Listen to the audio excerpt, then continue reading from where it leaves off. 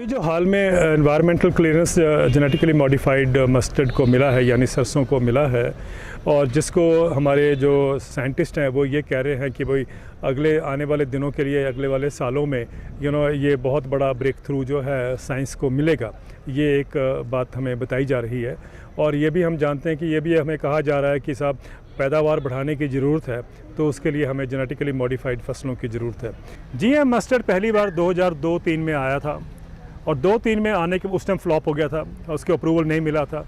फिर वही जो 3 जीन थे उसके अंदर बारनेज और जो भी इस बार के जीन थे उसमें वो कंस्ट्रक्ट था।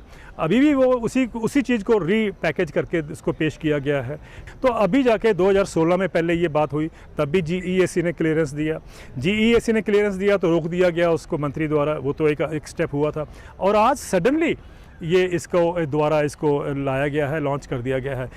ये कहा जा रहा है कि साहब हमारे देश में हम खाद्यान्न तेल की बहुत कमी रहती है। तकरीबन हम 55 से लेकर 60% जो हम कंज्यूम करते हैं वो बाहर से आयात होता है।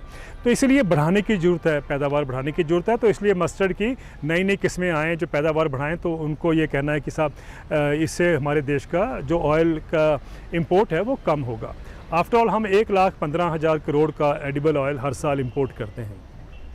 तो कॉमन मैन को ये समझ आता है कि अरे भाई हम इतना इंपोर्ट कर रहे हैं तो हम अपने देश में पैदा करें। लेकिन किसानों को तो मैं नहीं इसमें दोष दे सकता, उनको समझ शायद बाद में आएगा। लेकिन जो पढ़े लिखे लोग हैं शहरों में वो भी इस बात का विश्वास करते हैं उसी आर्गूमेंट में। ये इमोशनल आर्गूमेंट है कि साहब हम इतना एडिबल ऑयल इंपोर्ट करते हैं तो हमें पैदा करना चाहिए, क्योंकि वो लोग जानते नहीं कि पैदा करने का तरीका जो है या अपनी आत्मनिर्भरता बढ़ाने का तरीका ये नहीं है।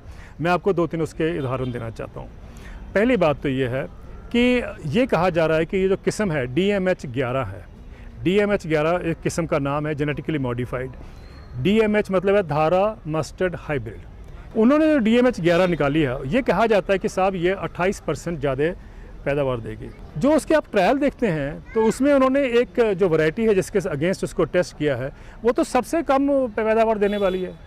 अगर आपने ऐसी वैरायटी चुनी है, वरुणा उसका नाम है, उसके आप कंपेयर कर रहे हैं तो आप तो रिकॉर्ड तोड़ दोगे, आप तो ओलंपिक का मेडल भी शायद आपको मिलना चाहिए।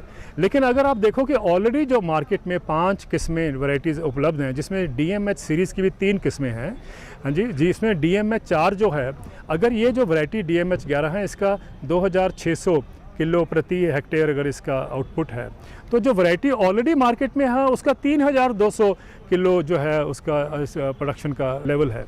तो आप 2600 वाली जो वैरायटी है और 3200 ज़्यादा आप जानते हैं कि वो पैदावार है, 3200 वाली से तो आपको आत्मनिर्भरता हो नहीं पाई अभी तक। उससे आप सोचो कि आपका रिकॉर्ड प्रोडक्शन हो जाएगी, ये तो साइंटिफिक अचंबा ही हो सकता है और तो कोई पॉसिबल नहीं है। और ये जो है, क्योंकि वो आप सोचते हैं कि बहुत बड़े साइंटिस्ट उनको क्वेश्चन नहीं करना चाहिए, मुझे लगता है कि हम सबको सोचना चाहिए कि साइंस जो है वो एक्चुअली सोसाइटी के बेनिफिट के लिए है। साइंस जो है सोसाइटी के बेनिफिट के लिए है, तो सोसाइटी को खड़े होकर उसका सवाल जवाब करना है कि साहब ये मेरे लिए उपलब्ध है कि नहीं है। ये बिल्कुल गलत है कि आपको उन्होंने बताया, आपने विश्वास कर लिया। दूसरा है कि एक सिस्टम ऑफ मस्टर्ड इंटेंसिफिकेशन एक फार्मिंग सिस्टम होता है।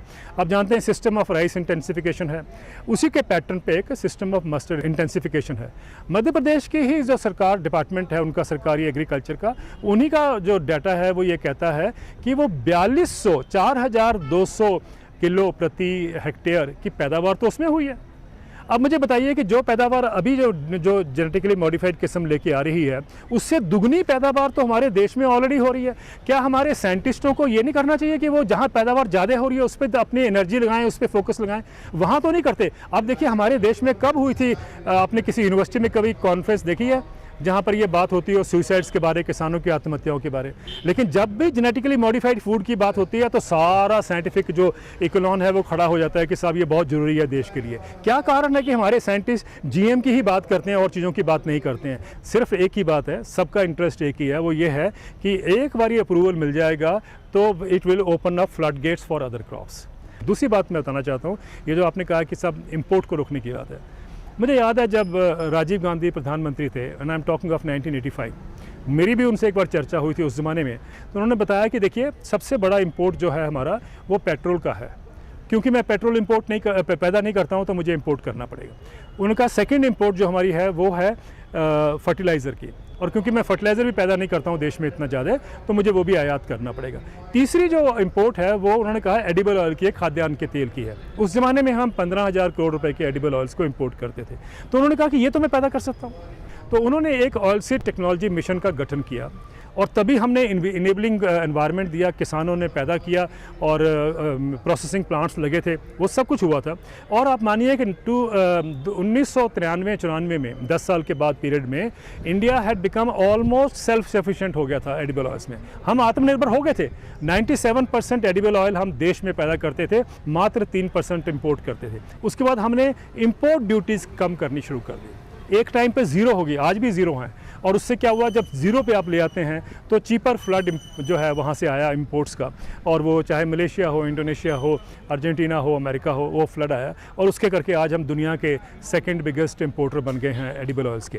तो वही जो येलो रेवोल्यूशन कहा गया था उसमें, उसको पीली क्रांति, मुझे लगता है कि आज हमें ये जेनेटिकली मॉडिफाइड सीड की जरूरत नहीं है। एक बात हमें जाननी बहुत ज़रूरी है कि ये तो हम सब जानते हैं कि GM कंटेमिनेशन का बहुत बड़ा एक सब्जेक्ट रहा है, दुनिया भर में वो कंटेमिनेशन देखा गया है।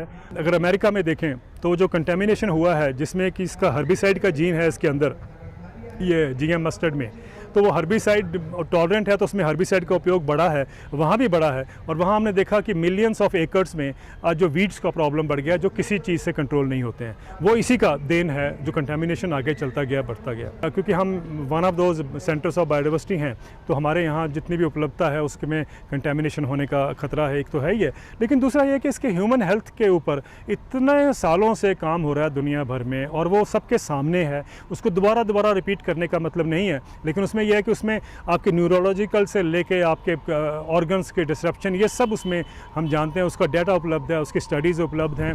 लेकिन कहने का मतलब ये है कि हम कहीं ना कहीं इस झांसे में या इस सुनहरे सपने में कि साहब ये जो है हमारी सारी प्रॉब्लम्स का अंत हो जाएगा। प्रॉब्लम्स का अंत नहीं, प्रॉब्लम बढ़ जाएंगे। जब BT कॉटन आया था तो आपको याद होगा एक बात कही गई थी कि इसमें केमिकल पेस्टिसाइड का उपयोग मिनिमाइज़ हो जाएगा या ख़त्म हो जाएगा, आपको याद होगा। उसके 2-1 साल के बाद ही हमने देखा कि जो रेजिस्टेंस था BT कॉटन में अगेंस्ट पिंक बॉल वॉर्म वो टूटना शुरू हो गया। अब तो खैर ऑफिशियली हो गया कि पिंक बॉल वॉर्म जो है उससे कंट्रोल नहीं होता। फिर उसके बाद सेकेंडरी पेस्ट भी आने शुरू हो गए। लेकिन भारत में देखा जाए BT कॉटन के आने बाद प्रति हेक्टेयर 37% की बढ़ोतरी हो गई है पेस्टिसाइड्स के यूसेज में। लेकिन आज देखिए, आज स्टडीज़ ये कहती हैं कि आपका एक्सपोजर होता है पेस्टिसाइड का, आपकी तीसरी जनरेशन में जो उसके हेल्थ इम्पैक्ट्स देखे जा सकते हैं। तीसरी जनरेशन में जेनेटिकली मॉडिफिकेशन में तो ये अभी स्टडीज़ ही नहीं हुई हैं। तो ये जानबूझकर ये स्टडीज़ रुकवाई गई हैं या रोकी गई हैं ताकि जनता को एक भ्रम रहे कि भाई genetically modified food is as healthy और as safe as normal grown food. कि जब BT ब्रिंजल को रोका था तो लोगों की आवाज़ ने रोका था, तो अब GM मस्टर्ड को रोकना है, तब भी लोगों की आवाज़ ही उसको रोक पाएगी।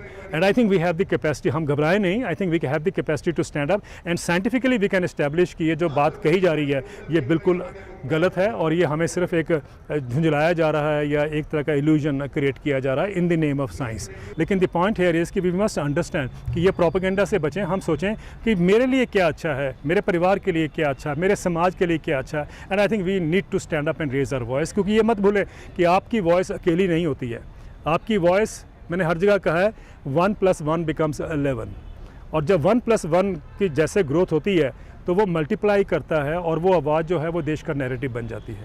तो हमें नैरेटिव इसमें लोगों पे समझदारी का लाना है, सीनियर वॉइसेस का लाना है, और वो ये है कि हम फूड से वो खिलवाड़ ना करें जिसके लिए अगली जनरेशन्स में हमको उसका भुगतान करना पड़े।